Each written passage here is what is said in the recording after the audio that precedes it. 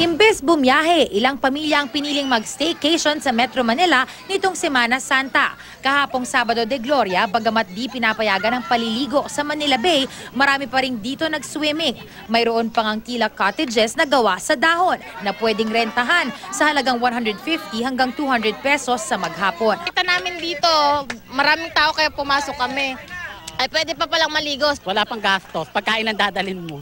Sa Quezon Memorial Circle, dagsari ng mga gustong mag-picnic. Ang pamilya Peralta, bitbit na ang tent para makapag-relax. Mahigit 10 taon na raw silang bumabalik dito tuwing Sabado de Gloria. Bakit po hindi niyo na po pinili mag-out of town? Kumbaga dito na lang. Hindi na, dito na lang. Mas okay pa kasi syempre playground sa mga bata.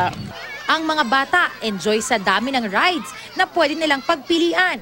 Katulad ng kambal na sila Apples at Bubbles na bumisita lang mula sa Isabela. Nagdudulas po kami dito at umaakyat po kami.